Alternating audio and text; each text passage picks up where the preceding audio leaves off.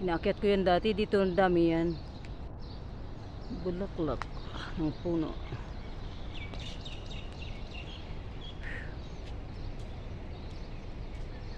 Ayan.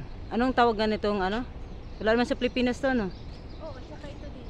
Ha? Parang wala. Ay, Wala sa Pilipinas, no?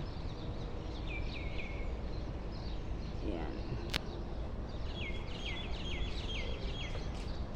Pulahan.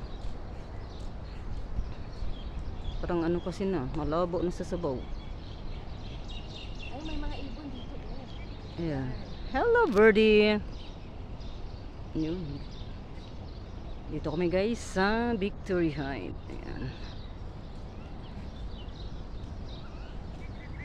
Mga puno guys, oh. Masyal. Yan, oh. Ang ganda sana ng ano, kaso lang.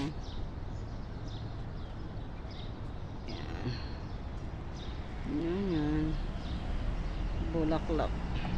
Dito ako sa Victory Heights guys.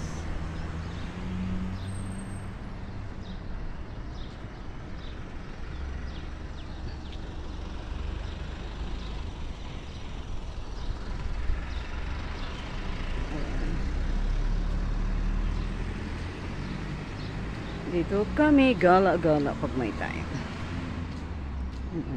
Dito kami dati guys nakatira. Ayan. Kasama ko. Punta kami ng tindahan. Ang init.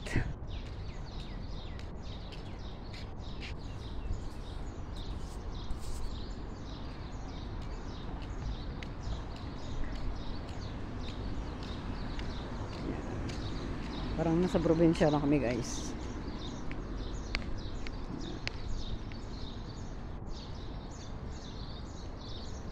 Probinsya. Ayun oh. Kaso lang parang hindi na siya maraming bulaklak na. Sayang di natin naabutan. Pero baka dun sa kabila mayroon.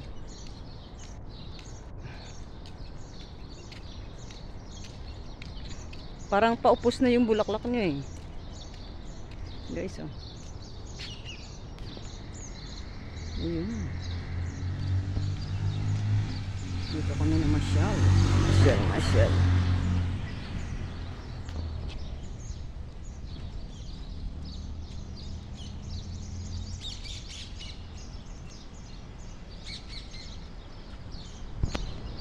Sayang din natin naabutan.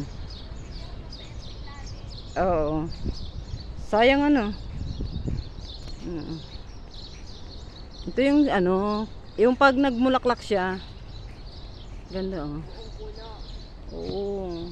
Yung parang orchids talaga siya na ang dami. Guys. You know, beautiful flowers. Okay. Ganda guys oh.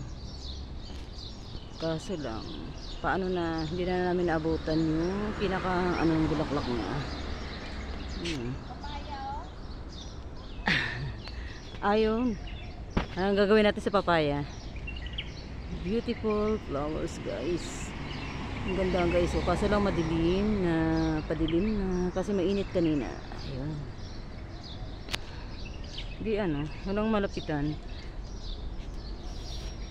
Ayan. Dahil lang guys. Diba? Ang ganda sana guys. Ang bulaklak. Yun o. Hindi namin naabutan yung season niya. Kung naabutan sana namin yung season, ang ganda na guys. Parang siyang orchids. Bulaklak ng Indian. Ginagamit ng mga Indian to guys pag may party sa kanila. Ayan. Sayang hindi namin naabutan yung season niya. Beautiful flowers guy.